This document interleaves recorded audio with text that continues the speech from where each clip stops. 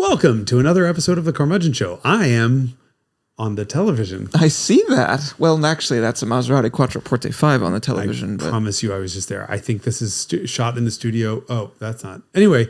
That's you. It's part of your episode. Yes, exactly. And we are on Samsung TV Plus. This is a Samsung. There I am. Look at me. It's a Jason Cammisa. Yes, because you can now watch everything that we do, including the Carmudgeon Show and all the other stuff, not only on the YouTubes and at your favorite podcast provider, but also on Samsung TV Plus, channel 1194. Wow. Amazing. Yes. Your dreams of being on TV. I don't know. We have to do an intro, but I just kind of want to watch this. So we're going to make fun of people again. People are just watching the TV in much the same way that you and I are just watching the TV. Well, I mean, it was a good episode, and that car was beautiful. I think I can hold on. I bet I could go back and try a different source somehow. Mm-hmm. Anyway, this is an episode of the Carmudgeon Show. Yeah. Part of the Haggerty Podcast Network. Yes. This episode is us finishing the alphabet, judging people for the cars they drive, effectively. Oopsies. No, not oopsies. I mean, it needs to be done. That's true. Somebody's got to say that these people are fucking idiots. Many of them are. And many of them are very smart. Some, yes, that's true. The second half of the alphabet, letters Z through K. 53% weight distribution in the rear. Sorry. Impressive for a sedan.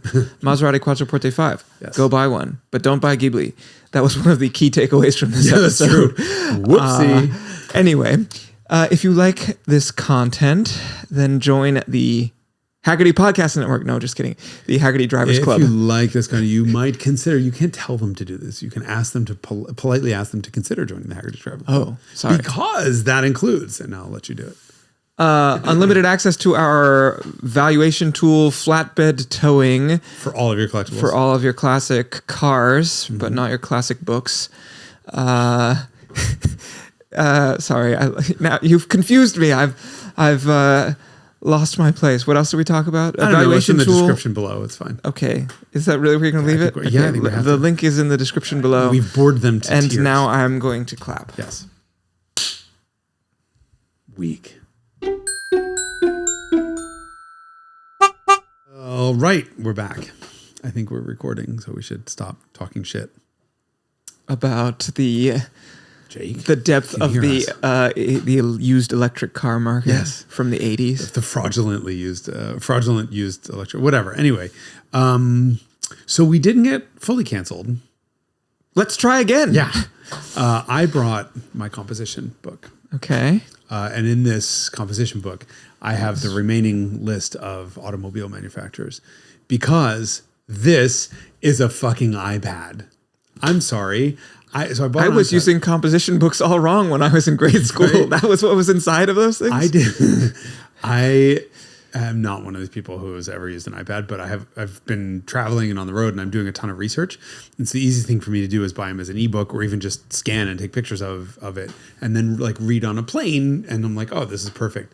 And then I found the most amazing cover in the world. Like, isn't that cool? It's fabulous. Remind you of your childhood? Yes. But anyway, this considerably more computing power.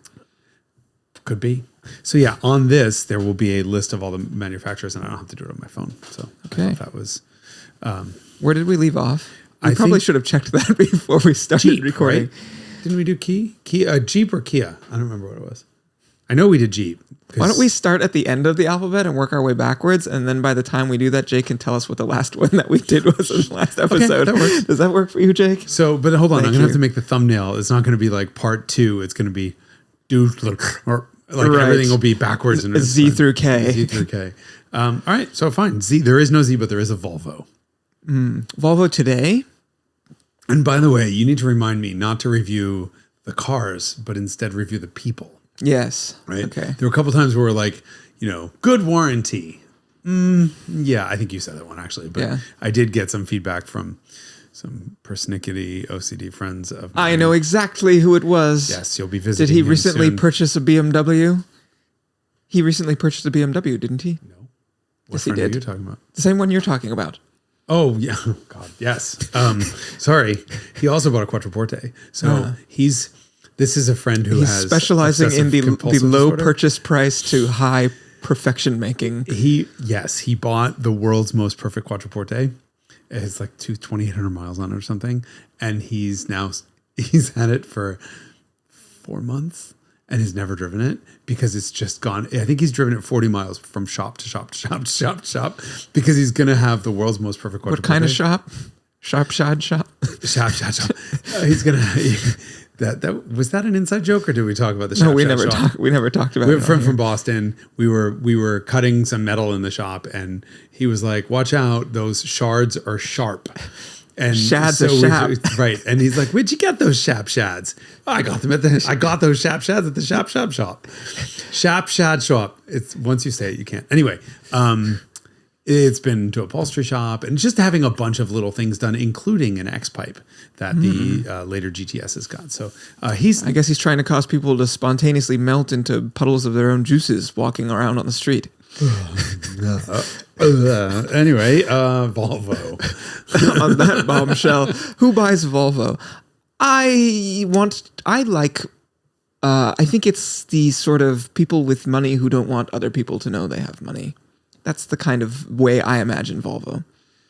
I mean, we just talked about when he was here, Anthony Esposito just bought a Volvo. So I think for the purpose of being perfectly fair to Anthony, we should just insult him. Oh, okay. It's very East Coast. It is, isn't there? Not well. There are Volvos here. I'm trying to think the type of person. I mean, back in the day, I'm driving a safe car. Like even George Carlin did routines on Volvo drivers. Yes. And I mean, it's it was historically such an unimaginative shape that it was just like a rendering of what a child would think a car looks like. It's just there's so little emotion. It is so antithetical to Italian. It's anti-Italian, right? Basically. So in the 80s and 90s, you're talking about the full box, right? Yeah, 700s and 900 series. Yet everything Volvo makes right now is stunning, which is annoying because then we can't make fun of the people who buy it. Well, and there's also an element of premiumness without wanting to be conspicuous. I think that's to be commended. There's not a lot of sort of powertrain imageration, I guess. No, the only thing that's really quote unquote wrong with Volvos right now is they're all 4 cylinders. Like if they made a 6-cylinder wagon again, 6-cylinder or anything, this is a tough one because you sort of want to insult them for being boring. And yet but by virtue of not being douchey, because it's a premium car that doesn't have the brand cachet of a German premium mark, there's something to be commended about that. So are they like a middle class sophisticate? I think they might be higher than middle class, but they're interested in not portraying a moneyed image, which is very sort of like New England. Yeah. Right? It's the same type of person who would buy a Mercedes wagon as their inexpensive car, even though it's so expensive because the alternative was driving around in a Rolls-Royce. Yeah. Okay. Have we come up with the description? I mean, do we like these people on the road? On the road, I feel like they're sort of not motoring. They're not motorists. They're barely moving. It might be because they don't want to hear the 4-cylinder. That's fair. But remember, this whole A to Z thing started out because we hate Subaru drivers, right? And so I feel like we should evaluate the people who drive this car, but also then not fail to mention how much we hate them on the road. Because we do need to be careful to hate everyone equally. They're a little nondescript, I think. They're sort of just traffic as drivers. Yeah. Which is interesting because they're so beautiful that you'd think they would pop even at the average speed. Well, I mean, the way they behave, they're behaving just like traffic. Average. They're just average, right? Yeah. Okay. Prior to that, we have Volkswagen. There's a lot of different Volkswagens. There's I think I saw something from some insurance company that said that GTI owners are among the most frequently ticketed for speeding. Shocker. I know. So there's that side of Volkswagen. And then there's Atlas. I have a cheap and crappy 3-row SUV because Touaregs weren't selling well here and are magnificent. Sorry, I'm just bitter. So historically, I feel like Volkswagen drivers were people who wanted a little bit more than a Toyota or a Honda, right? They were willing to spend a little bit more on a semi-premium German branded car. I think somehow covered Volkswagen in the previous we did one. talk about this. So I just sort of think well-traveled. I hate to say it that way because in a land of Atlas, maybe not, but people who or drive, US Passat. Right. But people who drive Golfs and Jettas in the US tend to have passports with a lot of stamps in them. Yeah, I mean, it's a sort of thoughtful choice, I guess. The price point is not super different from a mainstream selection, but the sort of decision tree that takes you there is a reasoned one. It's not a sort of, or it could be the like, ooh, I'm in high school and I want a Jetta because Daddy said I could have one. There was that There's element always too. been that, right? For Jettas. I don't know if that's true anymore. Cabriolet also. But that was true when I went to high school, right? All of the people who were very daddy's special girl or whatever were driving Jettas. Yeah. I mean, there's something about Volkswagens that transcends wealth that I don't think really happens with too many other cars. Right? And it doesn't happen in Europe with those cars, does it? Oh yeah. Oh really? Yo, I thought it was unique to here. No. That's. I thought it was like old ladies driving, Jetta wagons was like a thing there. I mean, Jetta as a whole in Europe is an old person car, which we find strange because, as you said, it's like 21-year-old. Yeah, it's because because hatchbacks are a dirty word in the U.S. But in Europe, you drive around like Baden-Baden or like go to any really fabulously wealthy town, even Bad Homburg, where the Quandt family lives that owns BMW.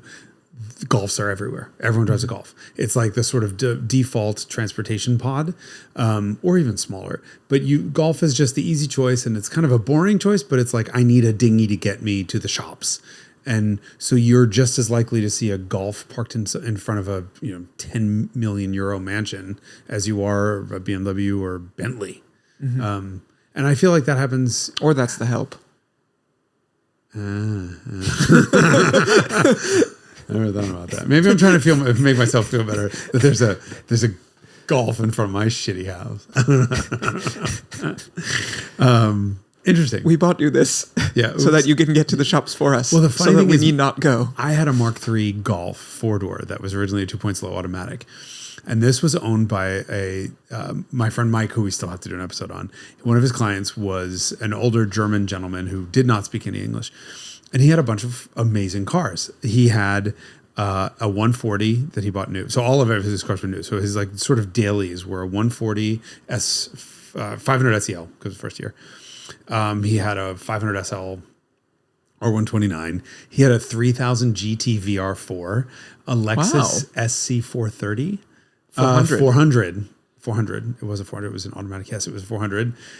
He had a Corniche 2 convertible, which was the first car I ever did donuts in a high school parking lot at 3:00 because I was 18 and that's what I thought was the reasonable thing to do. But anyway, he had a bunch of these cars. And the funny thing is, at the time, I thought that was an outrageous amount of cars. And here I am with almost 3 times that many cars. But anyway, whose combined value is different? Yes, I'm trying. Yeah, quite different. But he bought a Golf for guests and for the maids. It was the And that was the car guest house. Right, he just needed a car that he could give to the maids and say, "Hey, I need you to take X, stuff over to so and so's house. We're having a party, and our chef is making this."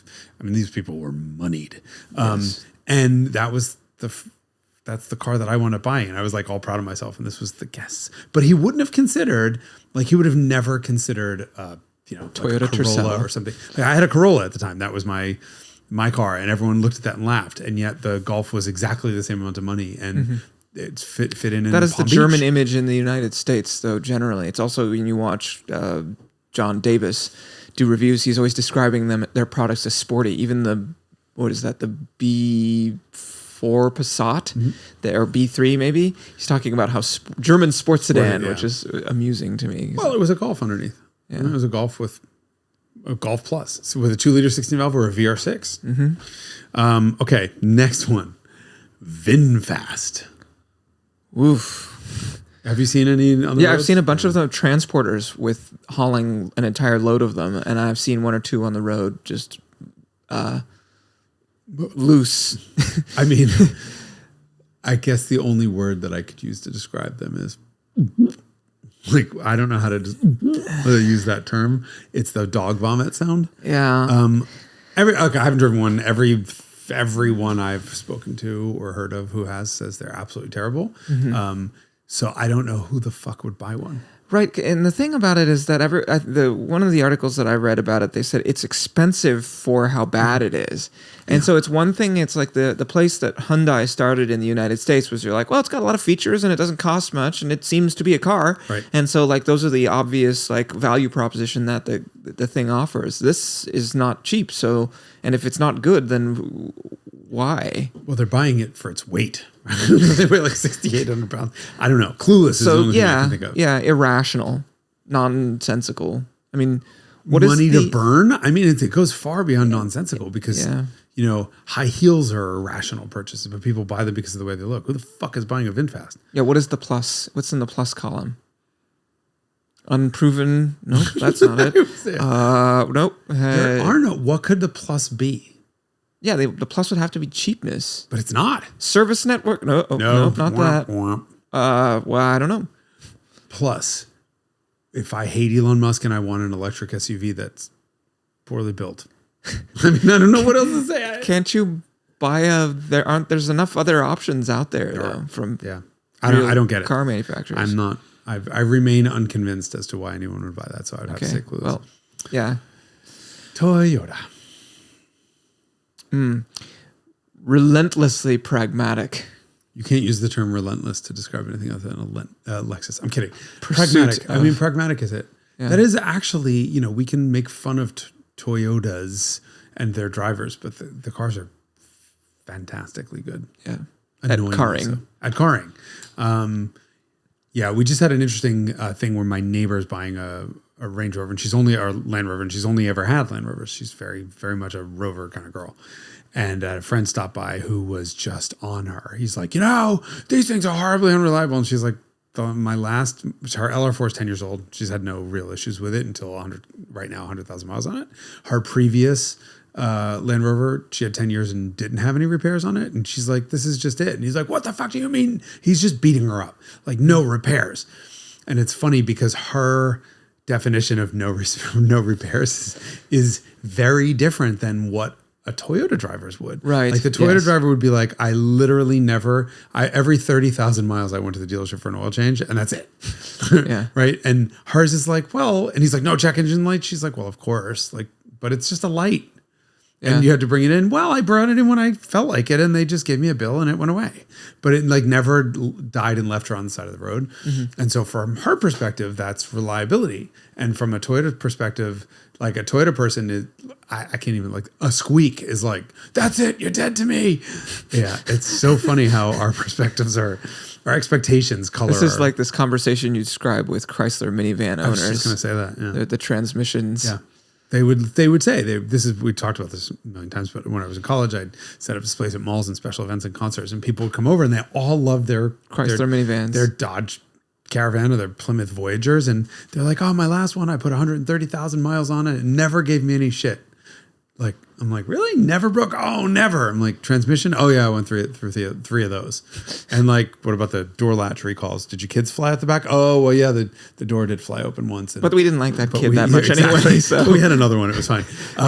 You know, expectations are, you know, Toyota drivers' expectation levels are. Yes, Toyota drivers' expectation levels are high, and American motorists' expectation levels have just been sort of like, well, all cars do that. At some point that was true, and that was the whole thing that in the 80s when the imports started arriving and making serious headway, especially with efficiency, combine that with efficiency, then American motorist standards started to sort of improve. Yeah. I mean, I definitely would expect if somebody was buying a Toyota, I would expect them to get in, drive 100,000 miles, and have not a single complaint about anything having malfunctioned, or 150,000 miles, whatever it is. And I just wouldn't expect that from most of anything else. So the type of person who buys that is actually making a really good choice. Yes. Because they're inherently not interested in driving for the sake of pleasure. Unless it's a GR product, and then you have this whole other column where it's just like deeply enthusiastic. Yeah. Some of the most compelling enthusiast products on the market right now. Yeah, a lot of them say Toyota on it, which is fucked up. Okay. Our favorite Subaru. I don't think we need to beat that dead horse anymore. No, I think we did it twice last episode. Yeah, that's totally fine. I'm never going to get rid of it. They are dead in the left lane anyway. RollsRoyce. The person who buys a RollsRoyce. I'm going to go first. Where I come from, we got a term called gavone. And a gavone is a pig, right? Probably from the Italian cafone.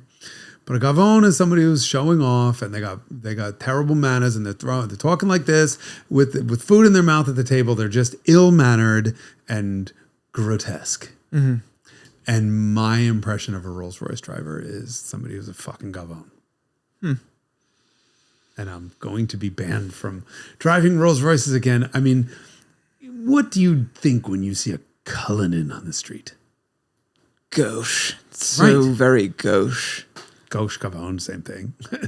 Are you trying to? Yeah, you know what? You're the type of person, or they're from the old country and they've brought their ways with them. In a Cullinan? No, not in a Cullinan. Yeah. No, that's not the vehicle they would choose. I mean, Phantom has something magical about it. I have to differentiate also, and you said we cannot review the cars. I find those cars, they're a guilty pleasure of mine. Which ones? The Phantom and the Sure. I mean, look, they're good cars. You interact with it and you're just like, oof, this is pretty I could rock a Phantom. Like I totally. Cullinan could not. Even the Dawn wasn't bad. I mean, it was a con job. That was my problem with a lot of the last generation Rolls Royces is they are con jobs. They're BMWs that are tarted up. Now there is a trickle down effect on some of the BMW stuff. So the current X7 shares... Rolls-Royce came out recently with their own dedicated platform, so they're no longer shared. That's what they claim. That's what they claim. I think actually the... what do they call something of luxury? The platform of luxury. God, they have a name for this platform, which is actually just an X7. Like a Cullinan is an X7. And there's a trickle up effect, right? The X7 is quite a quiet, comfortable, well-insulated cruiser because of it. I think that makes it less of an ultimate driving machine than it even otherwise would have been. Architecture of luxury, I think that was what they called it. I don't believe that that's not just off-the-shelf BMW componentry that's used by BMW stuff. And so I think that's a fraudulent assertion.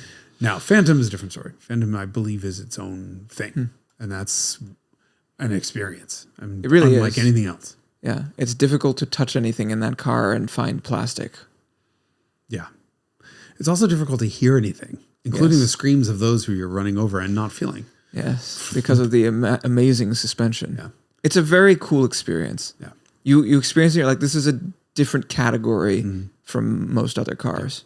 And it's funny also when you get into something like a Phantom, you drive the car and you are like, okay, well, I hear this road noise. I hear all kinds of stuff. It doesn't ride all that well. And then you get into anything else and you're like, oh shit, no, this was all gone because you often can't notice the absence of something. Yeah. I mean, you can definitely feel the absence of power until the turbos kick in.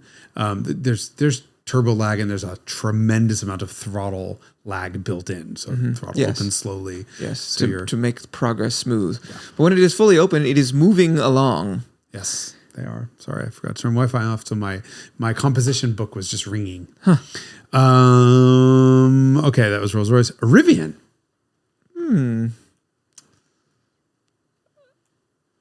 Let's see. And there are enough around here. I don't know if I doubt that's the case in the rest of the country, but there are a lot of them around here. Yeah.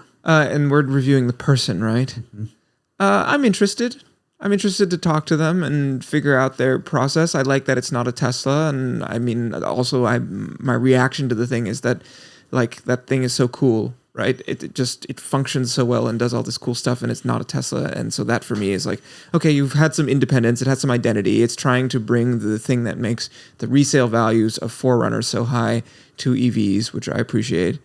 So, I mean, yeah, I mean, I'm thinking of them as sort of wealthy, West Coast technology-oriented people. Yes, I think that the R1S is actually the car that everyone who drives a Range Rover actually wants. They just don't know it yet. So the only word I would associate with the drivers is Pilates.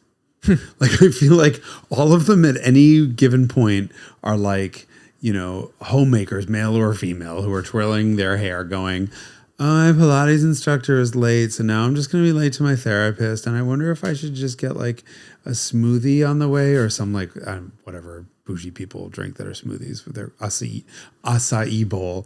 I should stop and get like an acai bowl, but will I also have time to get like a super green smoothie on my way with kale and ground up, whatever the fuck? Yeah, I just Pilates. That could be a regional thing. Yeah. Okay. Nothing wrong with Pilates. Ram.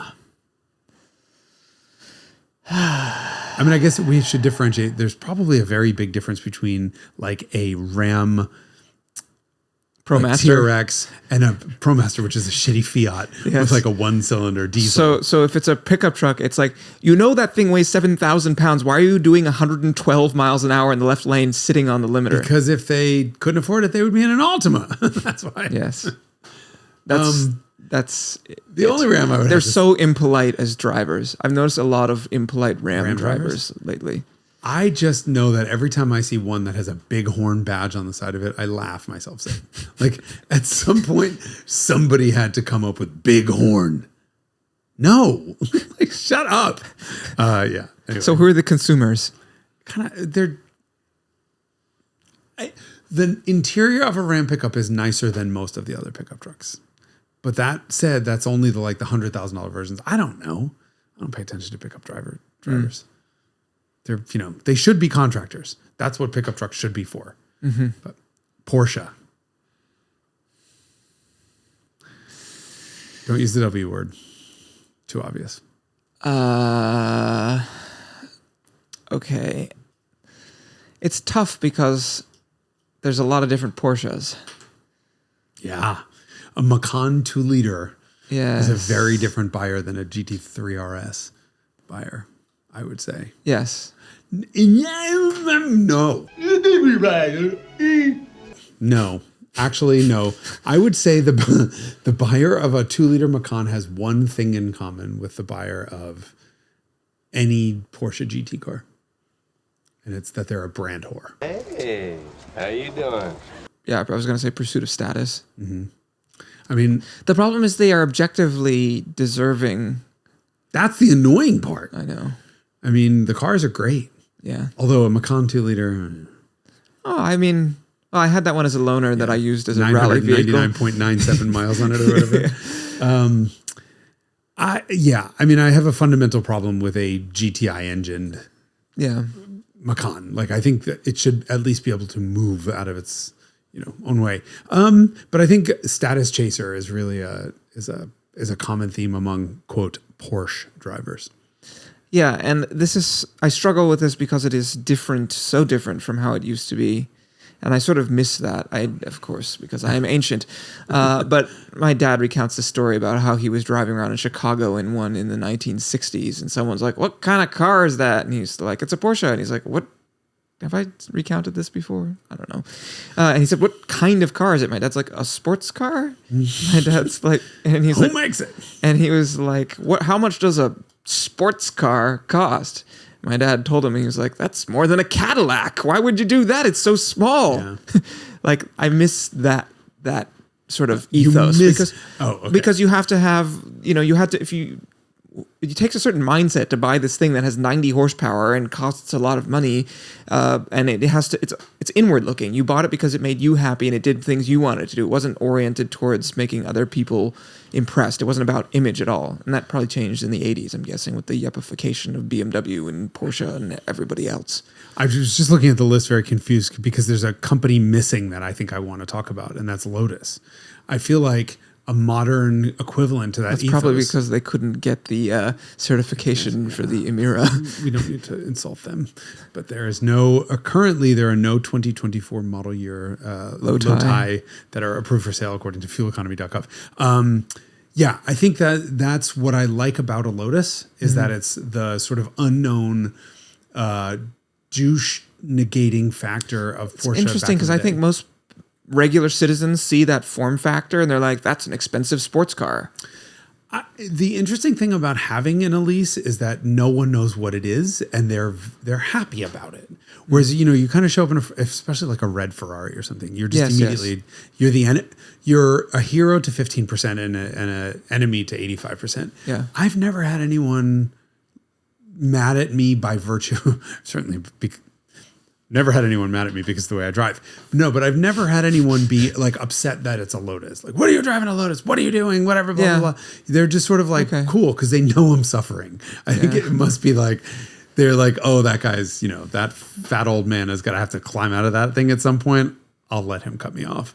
My experience with it, people who, definitely didn't know what it was, because my ex had a purple Exige, and it was like cost $30,000, which was a lot of money then, but for the amount of impact that it generated, which I think was no less in the general public for that car anyway, than would be generated by like a modern Lamborghini or Ferrari. And so everyone had the expectation that it cost more than it did. But nobody knows what it is. It's the same thing that happens when people are crossing in the crosswalk in front of the 308 Dino. They look down and they read it, and then there's no light bulb of comprehension. There's just like continued confusion instead. Everyone asks what it is. I mean, if I park that thing outside of a restaurant and I get out of the car, somebody will say, "What's that?" Lotus. Who makes that? Lotus. Yeah. It's a Lotus Elise. Oh yeah, but who makes Lotus? Lotus makes Lotus. In the same way that the Rover does the same thing, but I expect people to. But the Lotus doesn't seem to be... It's an enthusiast-only sort of, Right, but the people who are not enthusiasts are smiling. And that's the difference with Porsche, is that there's a lot of not enthusiasts who are operating Porsches because for other reasons that don't have to do with genuine old-school enthusiasm. Or they've heard it enough from us. From us, meaning the media, saying, these are the best... Porsche makes the best sports cars on the planet right now. Yeah. Period. And it's not even up for discussion. I'm trying to think if I can think of anyone who would even disagree with that. I don't think anyone's even close. And so of course they're going to, in the same way that BMW made the best sports sedan in the 1980s, and that became the sort of yuppification of BMW. Same thing with Porsche right now. So I don't even know if that was what yuppified it. Was it the goodness why did it become a status symbol, I guess is the question. I feel like most of the brands in the US that have become status symbols have done it by entering via a select few cognoscenti who then distribute that notion to the masses. I wouldn't use the word cognoscenti because I just wouldn't use the word cognoscenti because I'm not a douchebag. So next episode we can do judging people who use the word cognoscenti. I'm kidding. No, enthusiasts, right? I mean, David E. Davis. Honda's had a huge following among a very small, loyal group. I should say huge following. Had a very enthusiastic following among a small crowd who then sold their little weird cars into the mass market. Same thing with Subaru right now. Same thing with Volkswagen. I mean, you had the Beetle and that went away, and then the Mark I sort of Mark II stuff came out, and the crazy hippies loved their Volkswagens, and the enthusiasts loved their GTI, and eventually that translated to mass market appeal. And so I feel like Porsche's the same way. It was, guys like your dad who knew better, otherwise known as cognoscenti, would then sell other people on it. Yeah. Okay. Evangelize, effectively. Evangelize, yeah. Polester. I like those things, and so I want to say nice things. Is it just a Volvo driver who's, less tweed and more... Electrified? I don't know. I think so. I don't know. I don't see them that many. There's a lot of them that are rental cars too. Oh, really? Hertz has a big fleet of them. Of Polestars? I see them all over the place, and I feel like the cars are beautiful, but also kind of nondescript in some ways. I don't think the Polestar 1 was amazing. Yes, that's its own thing. Yes. Polestar 2, I just kind of feel like it's the only real viable choice that's not a Model Y. Like it's the only real viable Model Y Tesla competitor. 3/Y, yeah. It's so tall that it looks more like a Y, but it is 3. So I think it's the anti-Tesla person. I have bought myself a Polestar because I'm not going to buy a Tesla again because I had 3 of them. Yeah. I think that's kind of the typical buyer. And there's this sort of like understated design to the interior that's very pleasant, but not as plain as a Tesla. Right. Yep. Nissan. Oof. What a shame on this one. I mean, I know the peak, when you think about the peak of Nissan in the, when do you want to call this period? The Mid-90s. 90s. Yeah. It's I find it hard to explain to people how cool Nissan was. Yeah. I mean, you think about the old Z ad with the Japanese dude with the 300ZX ad with the red, and it's a Barbie and Ken, and then there's the Japanese dude at the end. You don't remember these ads from the 90s? No. The red 300ZX. No. No recollection. Oh my God.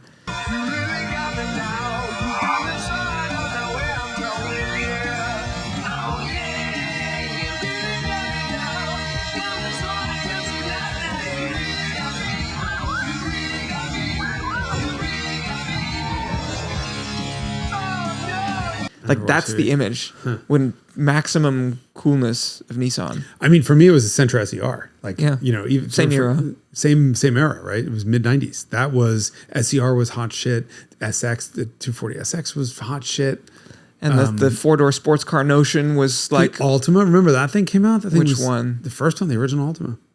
When it was called Stanza Alta, 93. Oh, yeah. Stanza Ultima was 93. That Oh, was a yes, hot, yes, great-looking car. yes. That had a head-up display. Yeah, I remember those. And then you could get them like in the sporty ones, and they had rear wings. And then of course you look at the Infinities from the same period, like the was it the i30? Like, Well, it was a Maxima. That was a little bit. Yeah. I think that was a little bit later anyway. but it's all part of Nissan Group, which they were making G20, cool cars, which was a Nissan which Sentra. the Primera. Then there was, they were. M30 was always fucking weird.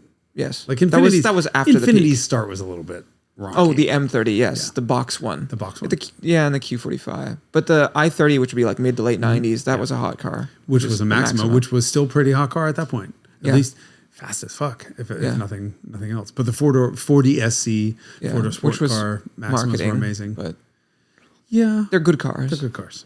Yeah, which is so different from now, right? So as soon as we start talking about Nissan, we talk about the past, and we have not yet spoken about the current Nissan, which is just like the people who are responsible for burdening us with CVTs. Didn't that all originate? Here's the Nissan CVT really does. Yeah, it did originate. No, Subaru Justy technically. Sorry, mainstreaming. Yeah, for sure. And Nissan's CVT works really well with the 3.5 liter VQ because that engine's so torquey that you can just putter along and like merge onto the freeway at 2,400 RPM and never hear the engine. It's the 4 cylinders where even though the Nissan 2.5 liter is pretty powerful, but no. So who's buying these cars?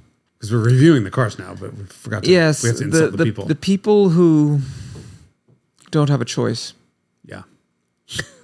God. They purchased a car against their will. Yeah. They're like, I need, this is better than walking or taking the bus. Yeah, I don't know. I'm trying to think if I know anyone who's been excited about like buying a Nissan. Like, I'm going to go buy me a Rogue. I mean, current Sentra is not all that bad, but like, out of other options. Yeah. Right? You just don't have a choice. You don't have the credit to buy something else.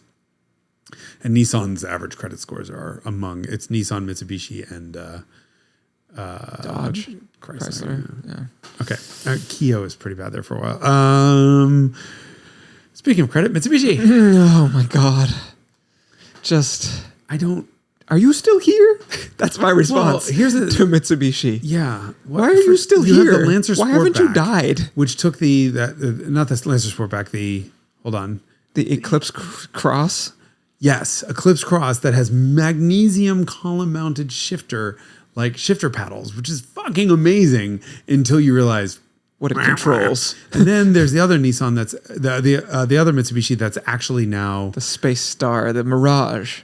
No. I'm not even talking about the Mirage. I was just how the fuck was I talking to? Just talking to a buddy the other day, and I did not realize that the Mitsubishi SUV is actually a Nissan. Really? So oh God, I should know this, but I haven't seen one yet. But whatever that just dropped, their new SUV. I didn't even know they were doing that. Hold on.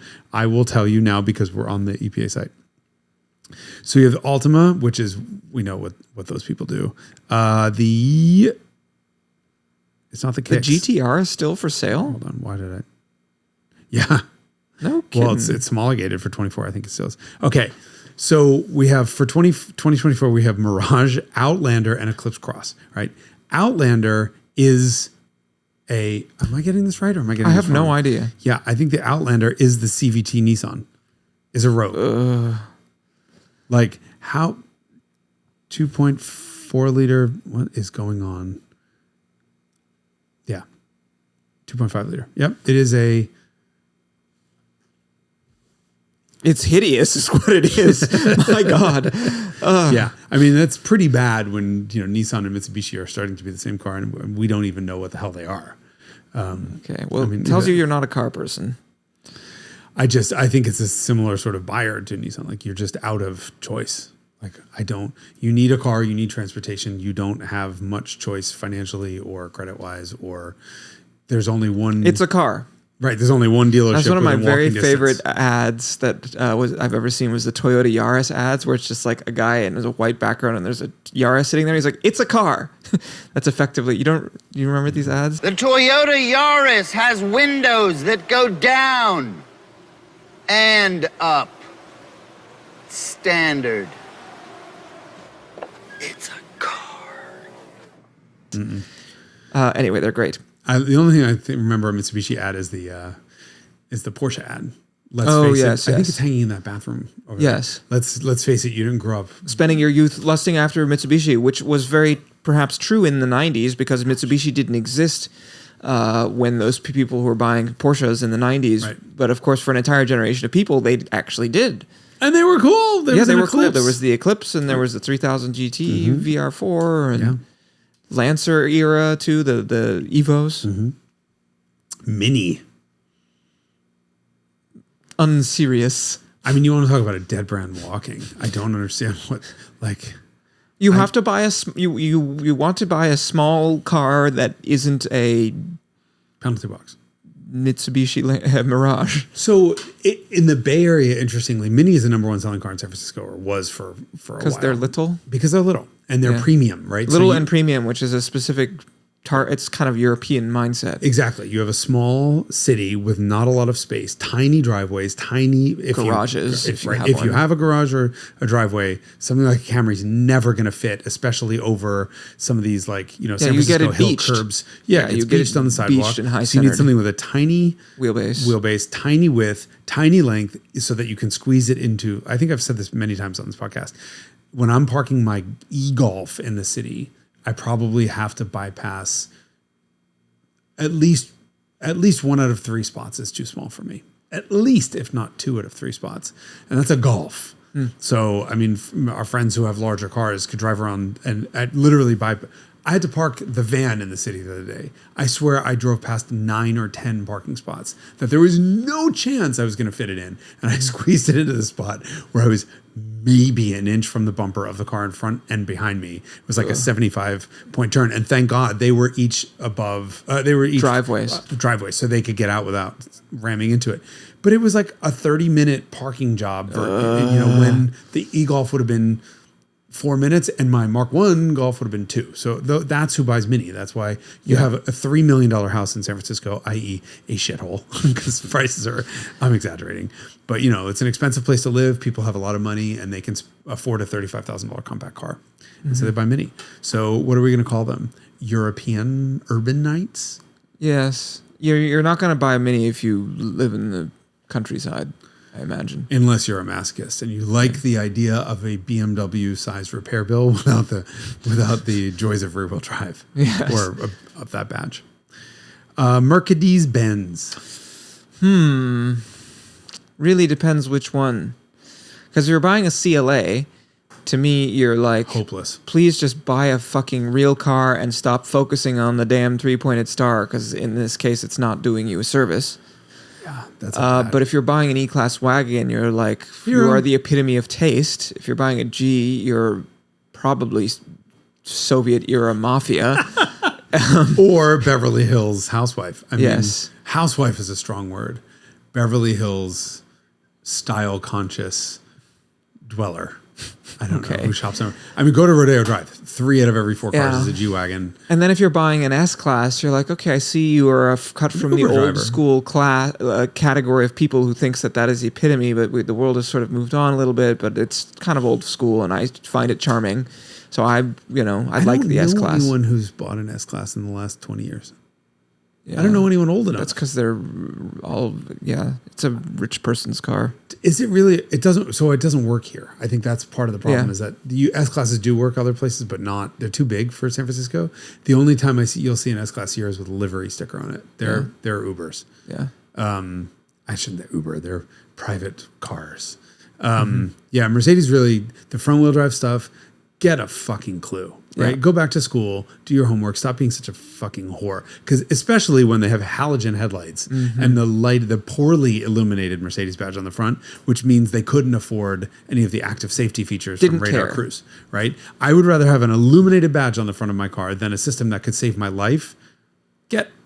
Shut the fuck up. So, and if I see a GLA or a CLA or even a GLB, I sort of shake my head. I'm like, you just don't know what you're doing. Yeah. That's sad. You're more interested in projecting outwards the idea of success than anything else. But a C-Class, E-Class, S, I'm fine with. Yeah, and the SUVs are all, other than the front-wheel drive ones, pretty good. So that's a tough one. Mazda. But it's also just a shadow of what it used to be. Mercedes-Benz. Yeah. It used to be just head and shoulders above others in terms of the quality of engineering, and that is no longer... It was closer to Bentley 25 years ago than it is now. I mean, it was in price and build quality, and certainly engineering, it was way ahead. Yes. And now it's sort of one notch past Acura, maybe. Yeah, it's not middling, but it's not in the sort of class engineered like no other car in the world is no longer true. Yeah, that's true. Commodity. Yes. Mazda. Enlightened. Yeah. I think you're pretty smart to buy a Mazda. Yeah. I love that. I love when people do. You talk to them, and these are people who are not... They were thoughtful and deliberate and sort of analytical, but also wanted to satisfy some sort of emotional sensation about, like...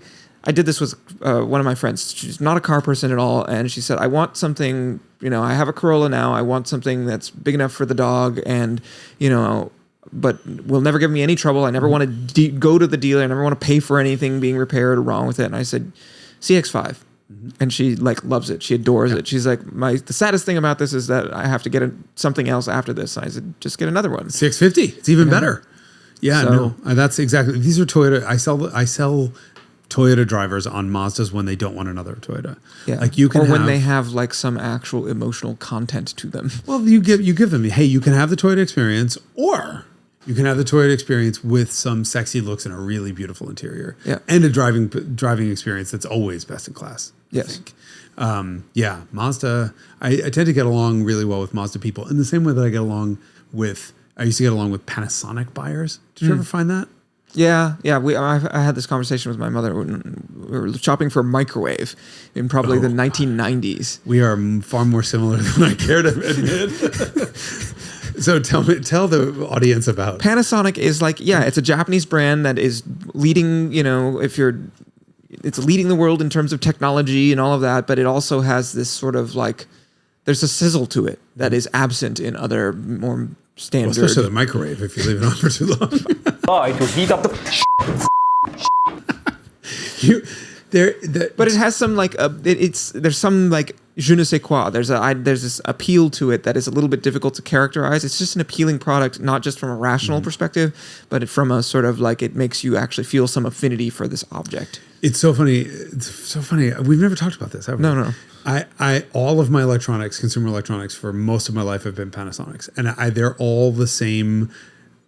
What Panasonic did well was the Honda thing. Mm-hmm. They would take simple, elegant engineering solutions, no bullshit, no glitz, no fucking dancing spectrum analyzers on the car stereos, for example, and they would put really good components in it and make it really affordable. And so, yes, I have a microwave that's Panasonic. It's 1,700 watts of cook power or something. So if the instructions say 3 to 5 minutes, I do 2. Yeah. If the instructions, like, no matter what, everyone overcooks the shit out of everything. I can every It's other a 1.7 kilowatt microwave. It's unbelievable. I hit to boil a 8-ounce glass of water is 55 seconds. I know this because there's a 1 minute button and I go boop and I walk away and I come back and there's boiling water. I go into anybody else's home and I go into any non-Panasonic microwave, and this is so ridiculous that I know this, and I'm like 1, 2, 3, 4, 5, like it's 4 minutes or 5 minutes. Like the Panasonic inverter, there's some, like they have some inverter thing that they invented. Amazing. All my car stereos were always, back in the day, Panasonics, and people would get in and, you know, like some non-enthusiasts would be like, oh my God, the sound system in this car. And they look around and they're like, Panasonic. I'm like, yep, speakers Panasonic, subs Panasonic, all the amps were, like, it was all Panasonic shit. Not all. I mean, I don't think they did make subs. But the point was, they were all like, they were Honda. It was Honda / Acura level stuff. Yeah, world-class stuff, like sensibly priced and commercialized appropriately in a way that the masses could access it. So weird. I didn't know we had that in common. Yeah, always had Panasonic microwaves. You still do? Yeah. I'm so worried. I built mine into the kitchen. There's like I custom cut a piece of cabinet around it. I'm like, if this fucking thing dies, I'm screwed. Like, I'm not going to go back to waiting 3 minutes to boil a cup of coffee. It's just not happening. Maserati. Today's Maserati. Don't forget. Yeah. So you have a business meeting with somebody and they show up in a Gehiblai. What do you do? Are they still parking? Or have they arrived yet and seen me? Oh, meaning did you have a chance to escape? Yes. You're not going to deal with them? I mean, can you, yeah. I mean, I just can't imagine what would I say to somebody who shows up and like, hey, I just bought a Ghibli or a Quattroporte. I would cautiously try to tease out the reasons for their purchase to understand the decision-making process. Because they're like, oh yeah, I own a body shop and I'm just trying to get my guys to learn how to do some work on this thing. And I got it for free with a salvage title. So, you know, okay. Right, okay. Right, I would start asking those types of questions. Because what you don't want to hear is, I just walked into the dealership. I've always wanted a Maserati. I bought this thing. I got a great deal. I only paid $5,000 over sticker. Right, $1,900 a month with $38,000 down for this Ghibli, and you're like, I can't talk to you anymore. Yeah. Like, I'm sorry. I just can't respect you. I don't want to do any commerce with you. Yeah, I don't think your decision making is good. Like, in fact, I don't even want to have lunch with you. Get out. That's why I'm saying if they're still parking, I would probably leave. I mean, I guess a Levante. Yeah, no. MC20, I find, I don't know, I like V6 noises. It's expensive. I mean, mostly what you hear is that pre-combustion chamber clatter. It almost sounds diesely half the time. Beautiful. The thing is beautiful, but yeah. I have a bad taste in my mouth from MC20. We had one that we rented that it's kind of through all kinds of errors and whatever. Okay, Lucid. Props. I know the cars well. I do not know the owners. I don't know anyone who owns the Lucid. Yeah, I guess I don't either. But I would my reaction to that person is like, I commend you for choosing this device. Car's spectacular. Yeah. So it's the kind of person that it's the kind of person that I said the S-Class buyer is old school and old fashioned. This person is more objective about sort of looking at the world we live in now. And if you want to buy a really premium product that is world class, this is kind of where you go. So. Yeah, but you could still also do an S. I mean, so you get out of like the Lucid's amazing until you get out of it, and then you get into an S class, and you're like, wow, this is in terms of glitz, not actual engineering substance. I don't, I'm Lucid's up there. But that's not traditionally what the S class was. If you think back to the 126, or the 116, you read the articles and people are like, the seats are a little bit firm and it's kind of luxurious, but it's like not that luxurious. Like when you read the 6.9 versus the contemporary Rolls-Royce road test, they're always like, man, this thing's pretty severe inside for a $50,000 car when they're talking about the 116. There's a sort of like, Germans took a minute to get to the position of like. Well, I think they went too far. Yes, right. Because if you look at the 108, which is the generation before the 116, that was a pretty premium, luxurious experience. Like it's Baroque and there's lots of chrome and there's wood on the windshield pillars and stuff. And then 70s things got a little bit severe, and the 126 is a little bit like it's almost too rational. Yeah, it's not cushy enough. That was always everyone's complaint about Sacco era stuff, right? It's Yeah, that it was it a was so little- understated that it wasn't. People wanted a little bit more pizzazz. Yeah. And I was one of the people who fought the idea that every Mercedes should have the sport grille, right? I like Yes. a stand-up hood ornament Yes. with a little bit of chrome and a little bit of Yeah, it's the upright, sort of slightly square rigged. It's like if you live in a, colonial house, right? You don't live in a modern box made out of aluminum and whatever the hell else houses are made of glass. Right. You live you've chosen to live in an old house, and it's in beautiful shape, but it's not a new house, which is what the Lucid is. Yeah, and I think Mercedes has gone too far into the bordello, Yes. thing, and Lucid hasn't. And all the flowing curves. I mean, that was a response to the severity of what the Sacco era. Right. Well, they need to get back to center because I think Lucid does a better job of it. Yeah, but I don't know who buys them. Other than I would say yes, props. Especially I don't know if I've ever seen a Sapphire on the road. Mm-hmm. I mean, I would have one, but to spend $250,000 on one is a tall order. It's a lot of dollars. Right. If I had money flowing like water, sure. Would I have one over an S-Class? Absolutely. Lincoln. MK Moribund. Yeah. Moribund again. That got a lot of laughs. Oh, did it? Yeah. I didn't read all the comments. It was a bunch of friends calling. They're like, still coasting to a stop, and you're like, moribund. Yeah. Yeah. It's an old. Yeah. It's an Uber or it's an Uber for me. Yeah. Unless it's a Navigator, and then it's an Uber. Yeah. It's an Uber XL. Yeah. If it's a Navigator. Lexus. Lexus is. I don't know. I mean, they're Old lady. Yeah, if it's an ES for sure is an old person. Mm-hmm. Our RX is also an old person, especially if that old person is a real estate agent. Yeah. But what about do they still make the GS? No, I don't think so. No. Interesting, because the GS was always the GS and IS were always the exciting ones. No, they don't make the GS anymore. Our choices are ES, which is a Camry. Well, yeah, that's an old person Avalon. car. IS, that was always like the sporty 3 Series fighter. Is that still true now?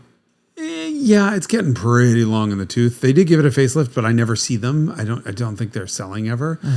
IS is a nice sports sedan, but to me is always driven. Again, this is just a geographic observation. In especially California, Northern and Southern California, they are driven by Asian 20-somethings. I just always see them be 20. They're great cars, but I just don't know why you don't see them. LS, I have not seen a single one on the road. LC is quite a visual statement. 64-year-old white guy. Yeah, it's the R129 buyer.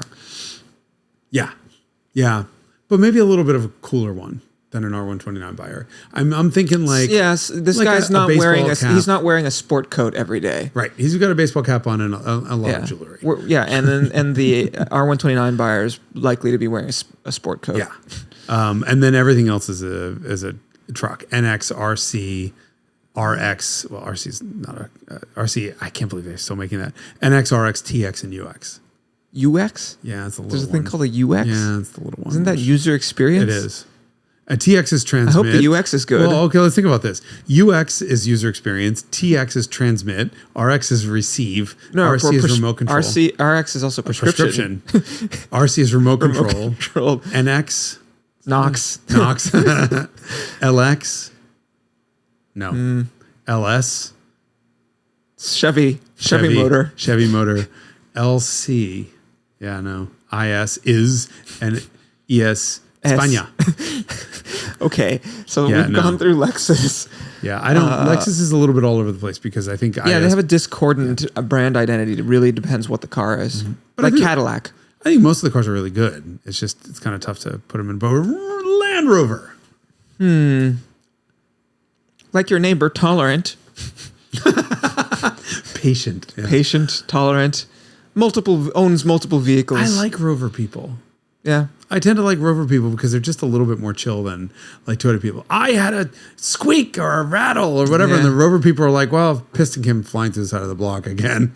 Whatever. I rented another shit box. I don't like it. It'll be out of the shop eventually. Yeah. They're just fair. high. Yeah, yeah, exactly. Chilled. On Xanax, yeah. Yeah, chilled Benzo. out. Yeah, there you go. Right, Rover. The Land Rover buyers are just on benzodiazepines. Lamborghini. Modern Lamborghini drivers. Yeesh. More money than taste. That's always been Lamborghini. Not always. That has been Lamborghini's vibe since at least... I don't know. You could argue that it started with the Miura. It was certainly true of the... Okay. I wish I had more money than taste. I have far more taste than I have money. Neither of each, I'll have you know. And the Countach for sure was that. So was the Diablo. I mean, this is the problem. In period, all supercars are bought by douches. Yes. Right? Not obviously not all, but you know, and then over time, That's the personality of the cars. cars lose the douche factors, except for Lamborghinis. I feel like You think Diablo? Or do you think Countach? look, I far less of a douche factor than they were, but what makes you choose a Countach over an equivalent Ferrari? I guess what is an equivalent? A Testarossa?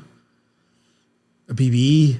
I don't know. It's an interesting thing. To me, I think if you survive Cars and Coffee in your Mustang, if your driver's license survives that, and you grow up to become rich, you then buy a new Lamborghini. Like that's the same sort of like. But so maybe who's minus buying a Countach? the old stuff is different, but the modern People who are large children.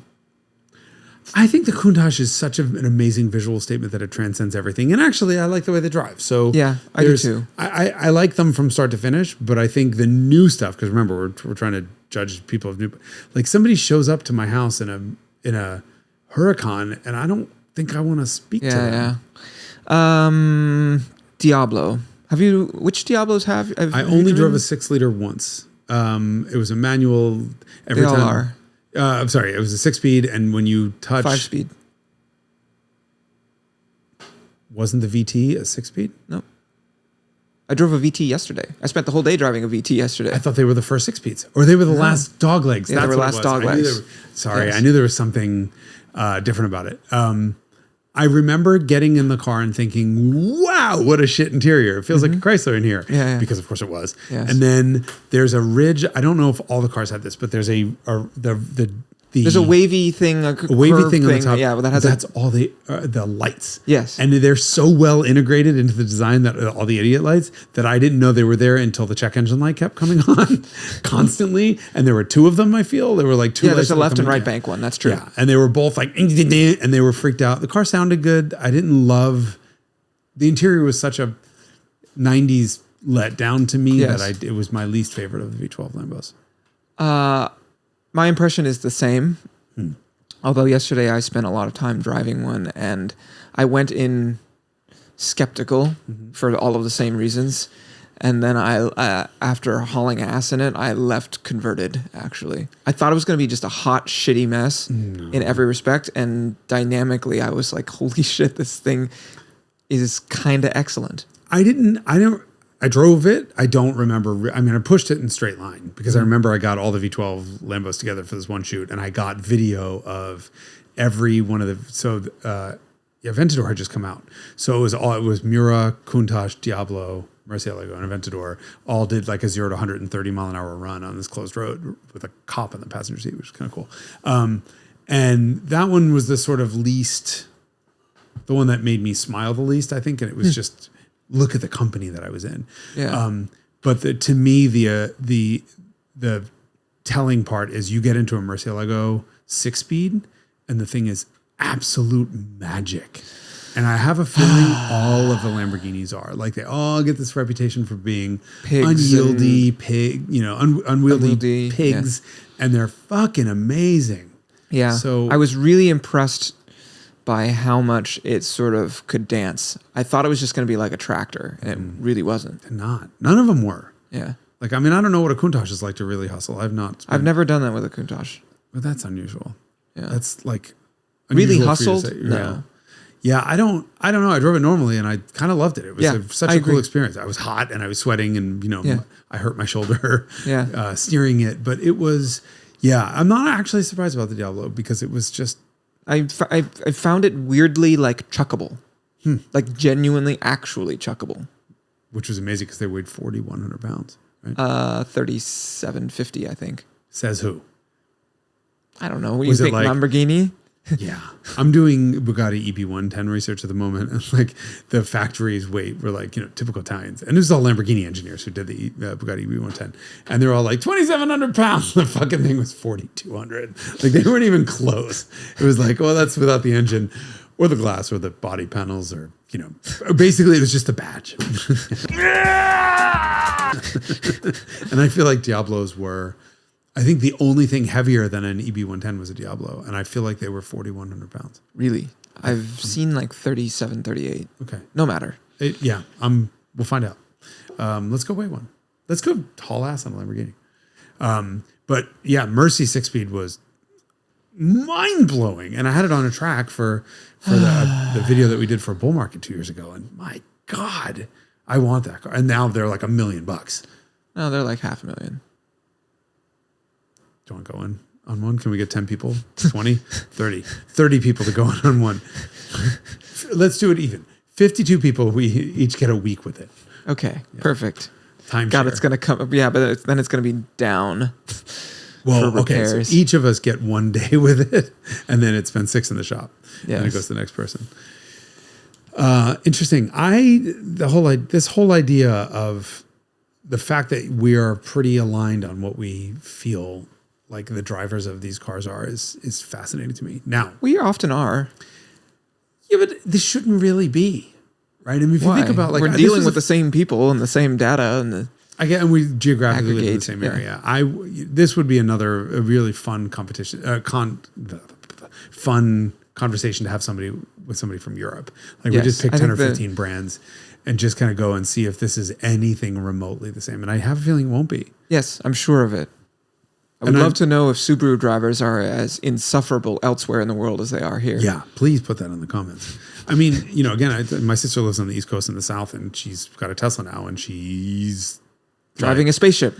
She sent me a picture of it, and I'm like, and she's like, Tesla Model Y, and she was in Charleston, which is, like oldie schooly, and I'm like, and she's like, it's a Tesla on the street in an old town, and I'm like, and I was at a stoplight like an hour later, or a red light, and there were like 30 Teslas that went by in the opposite direction while I was just sitting there. One next to me, one next to me. I mean, they're just so everywhere. So there are definite huge differences in geographical differences in what people buy in the U.S. That has always been true. Yeah. Well, I don't know about always, but it's certainly been true since the import thing started, because I think that the coastal people were much more receptive to buying imported cars initially than elsewhere in the country. I was talking to a guy yesterday at a deli who was like, "Oh my God, I love your Rover video." I'm like, "Oh, thanks." He's like, "I remember those very well," and I'm like, "You don't have an English accent," is what I thought to myself.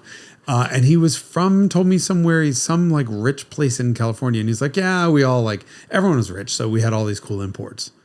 And I'm like, "And there were Rovers?" "Oh yeah, everyone had a Rover." Huh? Really? Like, yeah. And I'd think, okay, so if you think about it this way, you go to like wealthy areas in Vermont or Connecticut, and there were Saabs everywhere in the 80s and 90s. And I think the sort of like quote unquote coastal elite, or the Berkeley professors, whatever, they all were Driving going their for two-stroke Saabs. Yeah, Saabs and It's a Volvos two-stroke, and gotta put- Peugeot. I mean, Yeah, the town that I grew up in, there was one car dealer, and it was Peugeot. Like, that's pretty fucking nuts. Yeah. Like, ask somebody who grew up, born the same year as me, grew up in the 80s in Muncie, Indiana. or anywhere else other than like weird New England land Yeah, within 100 miles or 30 miles of Peugeot's North American headquarters. They've never even heard of a Peugeot. And the fact They that, were used as taxis in New York City, I learned. what was 405s and 505s. 405s had no back seat. 405s had tiny little back Sorry, seats. not 405, the 404. 404 and 505 were both used as New York City taxis. They had like almost 1,000 of them. There's like Out of 3 million. Yeah, but you can watch movies and there's just like the traffic has like Peugeot 505 taxis. Get it? I mean, they had enormous suspension travel, which would make sense in Manhattan. Yeah. I mean, look, I grew up there, and I don't ever remember seeing a Peugeot taxi. I would have remembered because my mom had a 505. Yeah. And so, of course, I was obsessed with them. But yeah, I mean, wild. Taxis. Yes. Ugh. Okay, so did we do Kia last time? We did not do No, we Kia did not last do Kia. time. Yep. That's our last one. Okay. So like Kia Soul has an element of like Nissanification, which is like, I see you have a preference not to walk or take the bus, which I understand. I mean, but like their EV products are quite good. That's and there's the problem. The EV stuff is really cool. I mean, and it is like a form of Hyundai. For some reason, the is this the low rent version of a Hyundai? Is that what Kia's role is? What is their intended relationship? The company sort of grew in two different directions at the same time, and they were not actually set up properly. Like if you went back and set up Hyundai Kia as a company, you wouldn't have Hyundai Kia Genesis in the form that they are now, because Genesis is a sub-brand of Hyundai and is the luxury brand. Kia is its own separate thing. And so Kia should have been, and we thought in the US initially, Kia was the Power Surprise was their thing. The idea was that you were getting a lot of features for a little bit of money. But actually right now, Kias are no cheaper than Hyundais.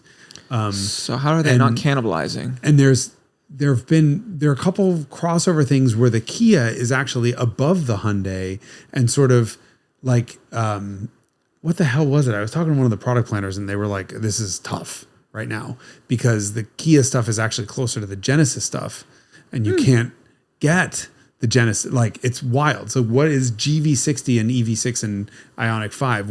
How are these differentiated from each other, the three electric cars? And it doesn't make sense. Mm-hmm. So they at least all look quite different to each other. They've done a fantastic job of differentiating those cars. Yeah. The gas-powered cars slightly less so. I mean, yeah, you look at the Telluride and the Palisade, and I don't remember which one is which. Well, there's a Kia Telluride. I just didn't know who made which one. Hyundai Palisade.